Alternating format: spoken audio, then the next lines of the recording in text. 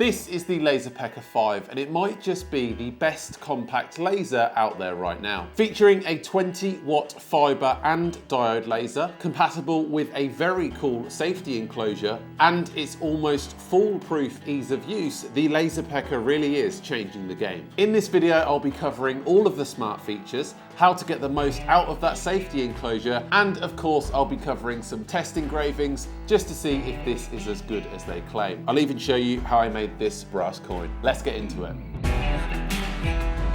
When you first get your LaserPecker out of the box, the LaserPecker itself will come in a few separate parts. The base plate, the stand, the laser head, and the little enclosure that attaches to the bottom here all need to be screwed together before this is ready to work. That process will take you 5 minutes. Also within the box you are going to get some safety goggles. You're going to get this base protector, which just keeps the base plate of the LaserPecker looking nice and new if you go over the edges of whatever you are engraving. You're going to get 2 security keys, which do need to be attached to the back of the laser in order for this to work. So if you have young children around, for example, and you just want to prevent this working, if they do have access to it, you can hide these somewhere just to make sure it's absolutely not going to switch on. You get a 32GB USB memory stick in case you want to actually print directly from the laser itself without attaching it to a computer. You get an air pipe which can be hooked up to the back of the laser and then poked out of a window, which will save you on buying an air purifier if you did want to skip buying one. You get this very cool little tools case which can be used to store all of the screws and Allen keys that come with it. And you get these little holder things that attach to the base plate, which are really useful if you're making repeated engravings on similar pieces.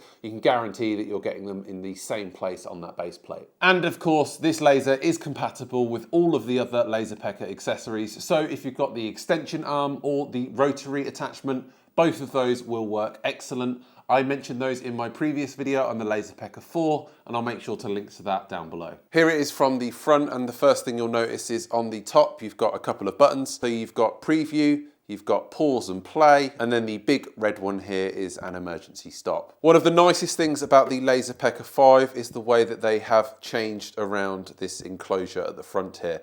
You can now very easily just pull off the protection layer just to position the piece that you're engraving, and this is a lot easier to do. Before, you sort of needed to put your hand under this enclosure here and position it, and it all got a bit awkward. So the fact that this comes off is a really nice feature. Here we are at the back of the laser, and this is where you'll connect both the electric stand, the fan. If you're using it, you can attach your USB to the white USB input here. If you are plugging it in directly to a PC, there is a separate slot for that. You will need to make sure you've got the safety key plugged in at the top, and then the last one here is for your power. And I've got to say, my first impressions are very good. This thing is solid, and the end result of that is something that both feels very premium, but is incredibly portable as well. You can just walk around and position this wherever you need it to be. One of the biggest game changers with the LaserPecker 5 is that this actually can be attached to their new safety enclosure.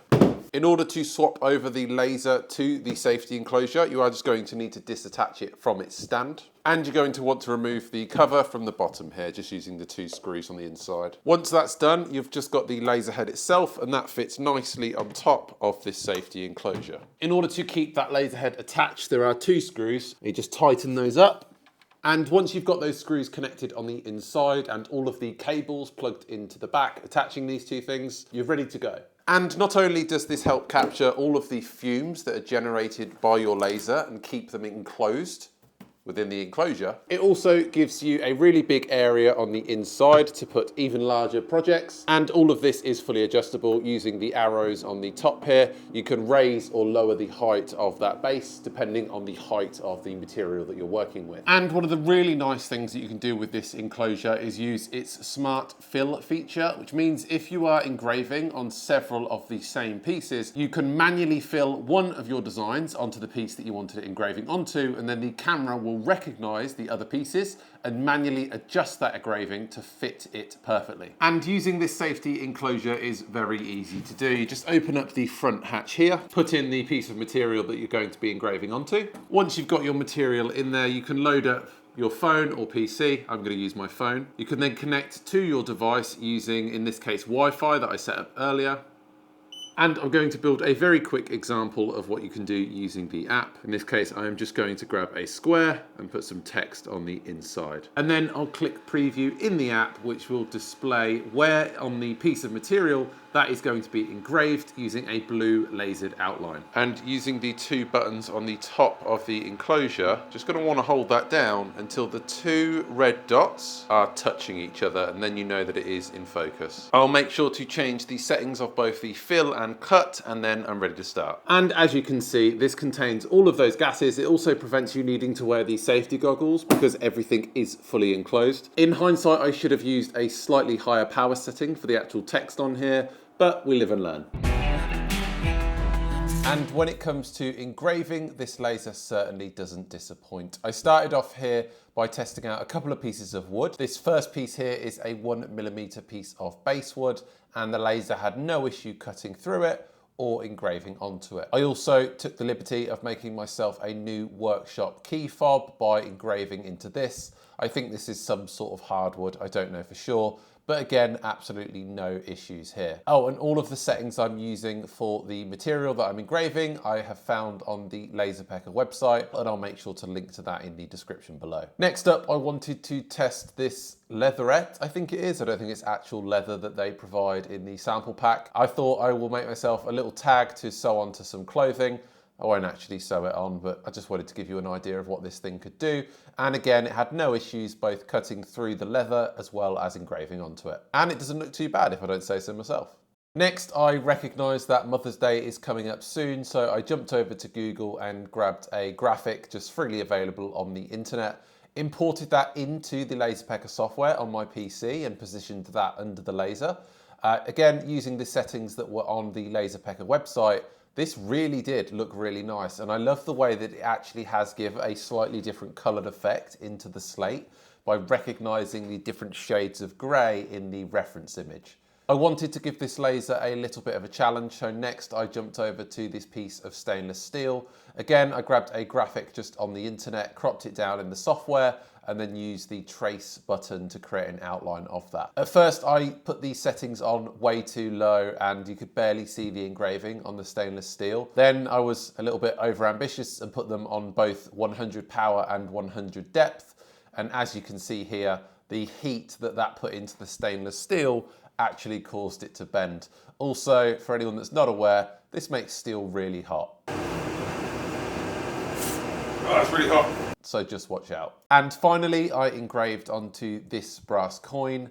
I actually used the wolf file that comes preloaded on the memory stick that comes with this laser, and I'm really impressed with how this turned out. The only downside is this took about 5 hours to do a full engraving, so I didn't capture the whole recording, but as you can see here, it turned out really nice. As always, I like to end all of my reviews going over what I particularly like and areas where I think a product could be improved. So starting us off with the pros. Firstly, as I have demonstrated within this video, the LaserPecker 5 truly can engrave onto pretty much any material, and it will allow you to cut quite a lot of those materials as well. I really like as well that buying a LaserPecker gets you access to what they call their craft zone, which is an online website where customers can share their awesome ideas, and it's where I got a lot of inspiration for the examples that I've shown within this video. And it has to be called out that this thing is just crazy fast at engraving. With an engraving speed of 10,000 millimeters per second, this really can get through an engraving very quickly, especially if you're doing the easier materials like wood. As for areas where I think the LaserPecker 5 could improve, well, firstly, how to actually turn the thing off and on. There isn't an obvious off and on switch on this thing. For quite a long time, I've been turning it off and on by the power plug, which isn't good for anything. I have since found out that there is, in fact, an off switch, and you do this by holding down the pause button on the top for about 3 seconds. I have no idea why that's not in the instructions. Secondly, I'm going to have to call out the LaserPecker app. And even though on previous reviews I had said that this had been a pretty good experience, on the LaserPecker 5 it just seems to fall a little bit short. When you're engraving a multitude of different materials and you're having to play around with cutting settings, honestly, the app just isn't good enough to do the majority of things that you're going to need to do. Where it is really good is doing those really quick turnaround engravings, but if you're buying one of these for the price that it is, you're probably going to want to push it a little bit further than that. So I would always recommend hooking this up to your computer and either using the LaserPecker design software that is freely available, or using Lightburn, which does work with this laser. And finally, and this has to be called out, is the price. This thing is available as of recording this video for £2,599.